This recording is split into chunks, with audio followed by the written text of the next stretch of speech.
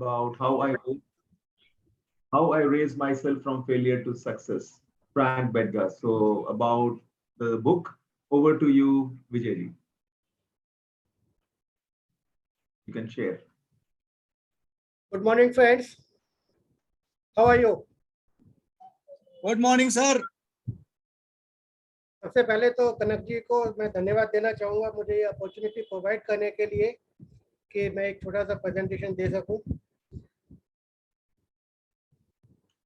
This book is very close to my heart because when I got this book first time, I was a total failure in the selling point.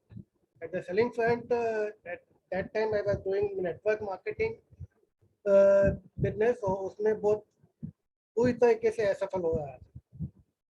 जब ये book मैंने पढ़ी तो बहुत कुछ बदलाव देखने को मुझे मिला, बहुत कुछ मुझे सीखने को मिला। That is why I always feel this is one of the best book I have read in my career. सबसे बड़ी बात है कि हम सब लोग ये सोचते हैं कि बुक्स पढ़नी चाहिए। मेरे को शौक भी है बुक्स पढ़ने का, लेकिन पढ़ नहीं पाता। जब इस सिस्टम में आया तो मुझे बुक्स पढ़ने की अपॉर्चुनिटीज मिली। और ये बुक ऐसी थी जो डेल कार्नेगी ने रिकमेंड किया था कि this is the one of the best book available on the personal selling career.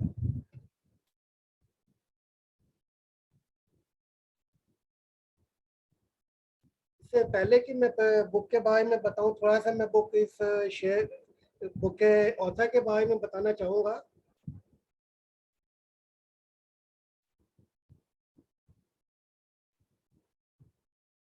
Frank Buttler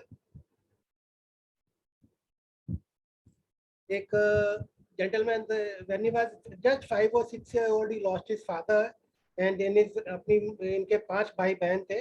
इनके साथ इनकी मदर को सर्वाइवल करना पड़ता था। 11 साल की उम्र में ये सुबह 4 बजे उठ के न्यूज़पेपर बांटने के लिए गली गली के कॉर्नर्स में जाते थे। उसके बाद इन्होंने बेसबॉल में अपना कैरियर बनाना शुरू किया। बहुत अच्छे लेवल तक प्रोफेशनल कैरियर बने, लेकिन एक बार इनके हाथ में चोट लग गई ये मैच खेलते समय, जिसकी वजह से इनको तो बेसबॉल छोड़ के कुछ दूसरी चीजें सोचने, अपने जिंदगी चलाने के लिए कुछ नई चीजें सोचनी पड़ी। उसके बाद काफी समय तक इन्होंने 2-3 साल तक एक फर्नीचर के शोरूम में वीकली इंस्टॉलमेंट कलेक्ट करने का काम किया था। बाइक के डेली बाइक पे जाते थे, अपने शोरूम के कस्टमर्स के यहाँ से वीकली बेसिस पे इंस्टॉलमेंट कलेक्ट करते थे जो उन्होंने फर्नीचर खरीदा होता था उसके लिए। Almost at the age of 29 years, he started his career in selling insurance. शुरू के 10 महीने बहुत बुरी तरह फेलियर थे, कोई इनको बिजनेस नहीं मिलता था इंश्योरेंस में। Finally he decided to leave on that job also, और सोचा कि मैं कहीं क्लर्क की नौकरी ढूंढ लेता हूँ। जिस दिन ये अपने ऑफिस में देने गए थे अपना बिजनेस, आखिरी दिन था, तो वहाँ पर उस दिन इनको एक मीटिंग में अननोइंगली मजबूर होकर अटेंड करनी पड़ी, जो इनके ऑफिस के सीनियर हेड ले रहे थे। वहाँ पर उस मीटिंग में उन्होंने एक बात बोली थी, मुझे कोई एक ऐसा आदमी दे दीजिए जो सेलिंग में बिल्कुल भी सफल नहीं है, और लेकिन मैं उसको सफल बना सकता हूँ। कैसे बना सकता हूँ? if he meets 4 to 5 people daily on a daily basis, I can show you a man who is successful in the selling career. इस लाइन को सुन के फ्रैंक बटलर को लगा कि अगर हमारे कंपनी के हेड ऐसा बोल रहे हैं तो डेफिनेटली इस बात में कुछ सच्चाई है, मेरे को ये करना चाहिए।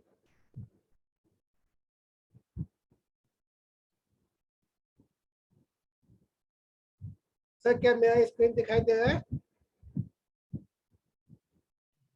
Yes. हेलो? हाँ जी, yes.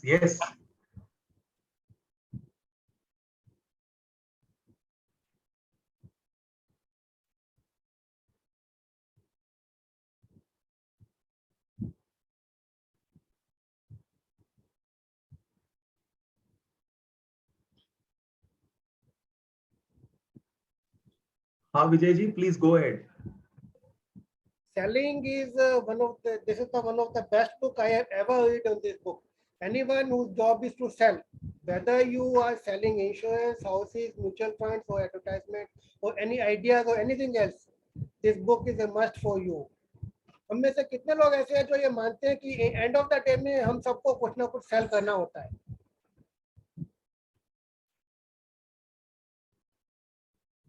क्या चैटबॉक्स में बता सकते हैं? इस बात से सभी सहमत हैं? No matter what you sell, you will be more efficient and more profitable and more valuable to your organization when you apply Mr. Bhatga's keen insights onto this topic. According to Mr. Bhatka, selling is the easiest job in the world if your work is hard. If you work it hard, but it's the hardest job in the world if you try to work it easy. अगर आप ये सोचते हो कि ये काम selling बहुत आसान काम है तो शायद आपके लिए सबसे मुश्किल काम होने वाला है, लेकिन अगर आप इसके ऊपर मेहनत करते हो तो आप इसको सबसे अच्छे से अचीव कर इसमें सब बहुत अच्छे से सफलता प्राप्त कर सकते हो। इसमें एक कहानी उन्होंने बताई है कि once he says he was visiting a customer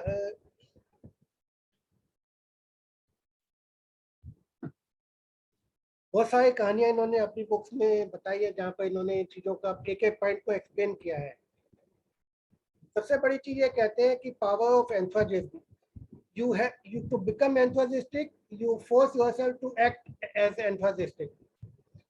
अगर आप लेजी हो, आपको अंदर जोश नहीं है, उत्साह नहीं है, तो आप सेलिंग में सफल नहीं हो सकते हो। अपने आप को सेलिंग में सफल बनाना है तो आपको अपने आप के अंदर जोश और उत्साह का संचार करना पड़ेगा। अगर नहीं है तो आप उसको चाहे झूठे तौर पे दिखाइए, पर दिखाइए, तभी वो चीज आगे बढ़ सकती है। दूसरी बात उन्होंने बोली कि अपने डर को जीतिए। डर को जीतने का तरीका यह है कि जिस भी काम से आपको डर लगता है उसको कर दीजिए, बस किसी भी तरीके से उसको कर दीजिए। एग्जाम्पल के तौर पे बहुत सारे लोगों को पब्लिक स्पीकिंग में डर लगता है, लोगों के सामने कैसे बोलेंगे। तो वहाँ पर इन्होंने बताया है कि आप अपने किसी भी एक ऐसे पब्लिक स्पीकिंग कोर्स को ज्वाइन कीजिए जहाँ पर आपको हर मीटिंग में बोलना पड़े, प्रेजेंटेशन देना पड़े। सिर्फ कोई लेक्चर वाला सेशन मत ज्वाइन कीजिए जहाँ पर आपको कुछ करना नहीं पड़े। पब्लिक स्पीकिंग है या ये आपको सेलिंग से कस्टमर से अपॉइंटमेंट लेना है। कस्टमर से अपॉइंटमेंट लेने में मेरे को भी बहुत डर लगता था शुरू में।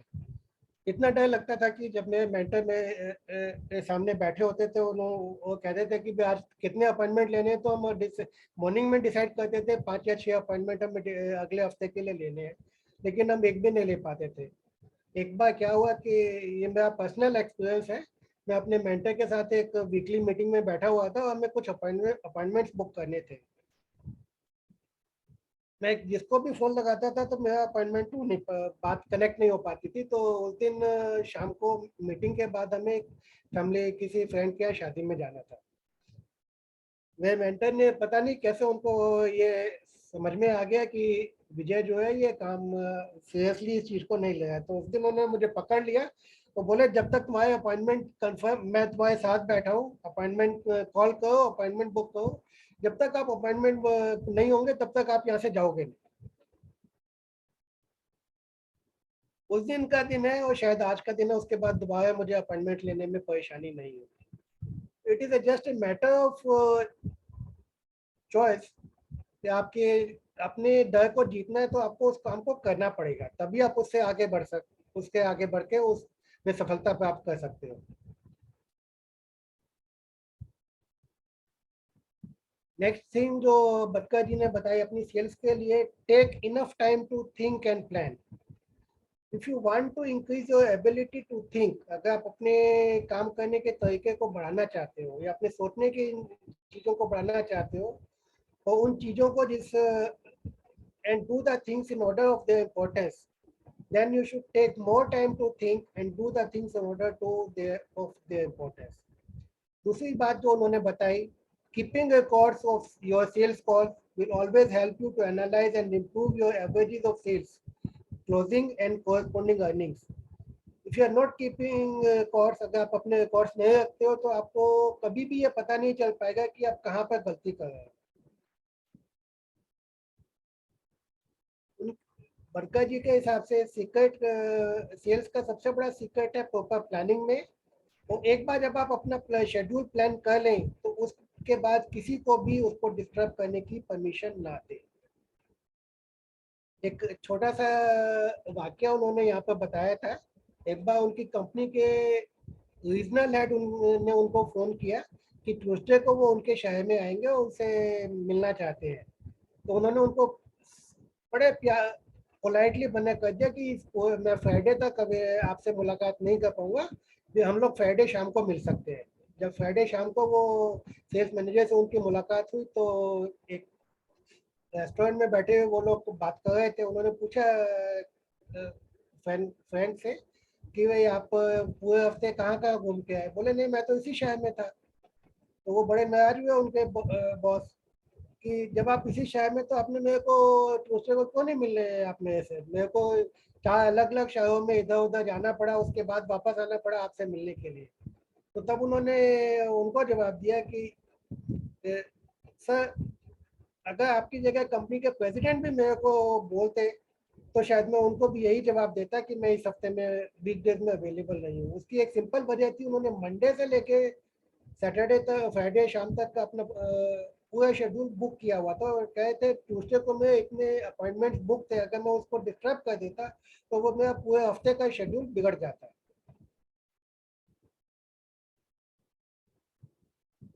इसलिए कभी भी अगर आप अपने प्लानिंग शेड्यूल को प्लान कर लेते हैं, उसके बाद किसी को भी डिस्टर्ब मत कीजिए, अलाउ कीजिए कि वो उसको डिस्टर्ब कर सके। Now comes the most important secret of salesmanship. According to him, one should find out what is your customer needs and wants and help them to find the best way to get it. Then make him or her want to do that thing by asking different questions. जब आप किसी भी इंसान को ये दिखा देते हो कि वो क्या चाहता है और कैसे वो उसको वास्तव में उसे वो चीज चाहिए, तो वो जमीन और आसमान एक कर देता है उस चीज को पाने के लिए। And that is where the success of a salesman lies.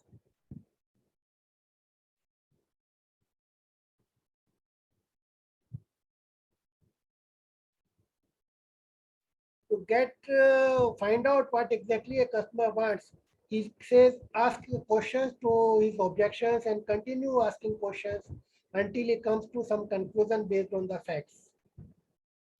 बहुत सारे सवाल जवाब जब हम कस्टमर से करते हैं, उससे रेलेवेंट सवाल पूछते हैं, तो उनसे उसका जो एग्जाम्पशंस है उससे धीरे धीरे हम उसके एग्जाम्पशंस वाले चीज़ों माइंडसेट को लॉजिकल माइंडसेट पर शिफ्ट कर सकते हैं, जहाँ पर वो अपने डिसीजन कंक्लूजन फैक्ट्स के इंफॉर्मेशन के बेसिस पर ले सकता है। All these questions and answers always help the customers to crystallize their thinkings based on the facts and figures rather than assumptions and help them to making a decision. Second thing he says, always look at the things from the perspective of the other person's point of view and talk in terms of his wants, his needs and his desires. And after asking questions, always be a patient listener.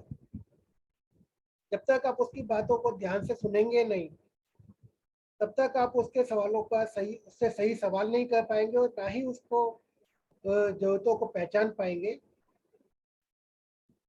इसी तरीके की एक कहानी में वो बताते हैं कि एक बार उन्होंने किसी कस्टमर के पास गए थे, वहां पर सिर्फ एक सवाल पूछ के वो 3 घंटे तक उसकी बातें सुनते हैं। Then he says, always attend seminars and meetings as much as you can. What is the benefits of all these meetings and seminars?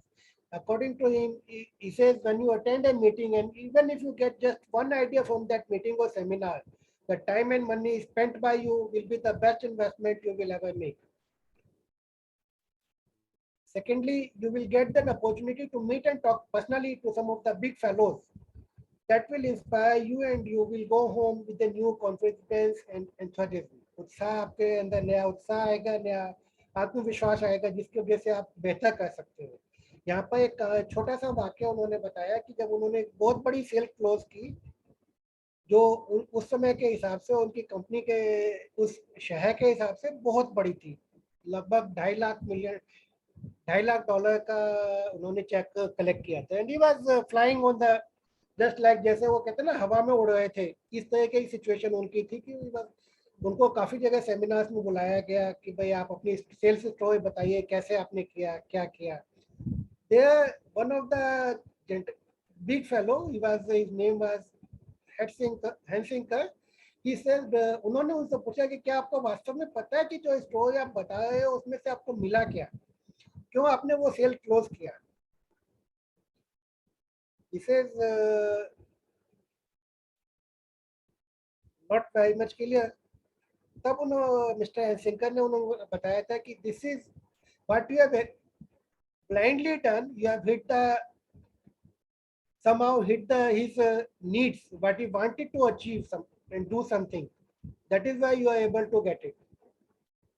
आपने सिर्फ उसकी जरूरतों को समझ पाए, आप उन जरूरतों को समझ के आपने उसको वो रास्ता दिखा दिया कि कैसे वो जरूरतों को पूरा कर सकता है। Third thing he says, read and subscribe to the best of the things related to your business. जिस भी बिजनेस में आप हो, जिस भी प्रोफेशन में आप हो, उससे रिलेटेड जो भी best to best possible reading material आपको मिल सकता है या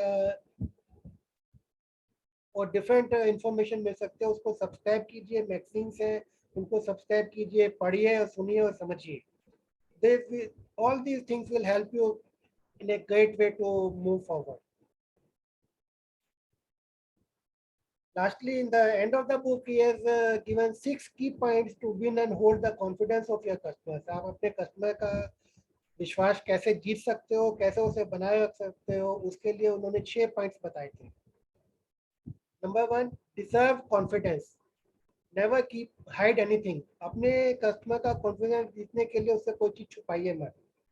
जो भी आप उसके आप प्रोडक्ट के बारे में जानते हैं, अगर वो पूछ रहा है तो उसे बताइए। अगर उसने कोई चीज़ ले ली है, उसके बाद उसमें कुछ गलती हो गई है, तो भी आप उसको बताइए कि सही ये गलती हो गई है, are you ready to accept this और नॉट, या ये डिफरेंस क्रिएट होगा, क्या आप इसको समझने के लिए तैयार है। आपको कॉन्फिडेंस तभी कस्टमर का कॉन्फिडेंस तभी मिलेगा जब आप उससे कोई चीज़ छुपाएंगे नहीं। Secondly, know your business and keep knowing your business. This is a very important point कि आप जिस बिजनेस में हो उसको आपको समझना है, उसके बारे में आपको जानते रहना है, अपने नॉलेज को अपग्रेड करते रहना है। Keep knowing your business means keep upgrading your knowledge on a regular basis. चाहे उसके लिए आपको सेमिनार मीटिंग्स अटेंड करने का है, चाहे आपको उसके लिए बुक्स पढ़नी पड़े या आपको मैगजीन्स देखनी पड़े, वीडियोस देखने पड़े, जो भी कुछ आपको करना है अपने बिजनेस से रिलेटेड चीज़ों को के बारे में अपनी नॉलेज को हमेशा इम्प्रूव करते रहिए। Third thing, praise your competitors. अपने कंपटीटर्स के बारे में जानिए और जरूरत पड़ने पर उनके बारे में अच्छी बातें बताइए, उनके बारे में कोई भी बुरी बात या गलत बात अपने कस्टमर को नहीं बताइए। Fourthly, never bluff with the customer, no execution or mis presentation of the fact. कभी भी कस्टमर के साथ ब्लफ नहीं करना है, उसको कोई गलत इन्फॉर्मेशन या गलत तरीके से नहीं बताना है।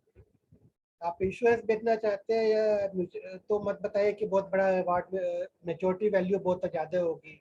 म्यूचुअल फंड बेच रहे हैं तो मत बताइए कि बहुत ज़्यादा हाई आपको रिटर्न मिलेगा। Be realistic and to the point. Facts and figures के बेसिस पर जितना इन्फॉर्मेशन आप कस्टमर्स को देंगे तो वो ज़्यादा बेहतर होगा। पांचवी चीज उन्होंने बताई, bring your witnesses, use testimonials of your existing clients that will help you many times when your client is not convinced with you. Testimonials, it can be video testimonials, audio testimonials, written testimonials, can be anything in any way, but you must use the testimonials when your customer demands it. Lastly, he says, look your best. आपका dressing sense, आपका presentation, आपका visiting profile, body language, all those things should be in the best of the position.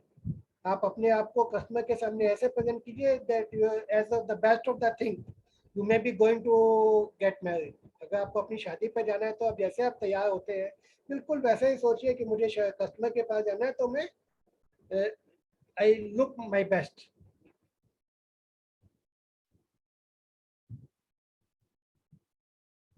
Then the last thing which always and everybody demands, ki how I can increase my sales. He says, never ever forget a customer and never let a customer to forget you. कभी भी ना तो आप अपने customer को भूलिए, ना ही customer को भूलने दीजिए कि वो ये परमिशन दीजिए कि वो आपको भूल जाए. हमेशा उसके साथ कनेक्शन बनाए रखिए, उसके पास विजिट करते रहिए time to time. May not be necessary, ये कोई जरूरी नहीं है कि आप उसके लिए सेल्स कॉल के पे ही जाए तभी आप उससे मिलने जाएंगे. बिना सेल्स कॉल के भी आप उसके पास मिलने जाइए, उसके बिजनेस के बारे में बात कीजिए, उसकी फैमिलीज के बारे में बात कीजिए, उसकी जरूरतों को समझिए. That will help you a lot. This thing will help you to get lot of references from the existing customers for your new sales. This book is very close to my heart.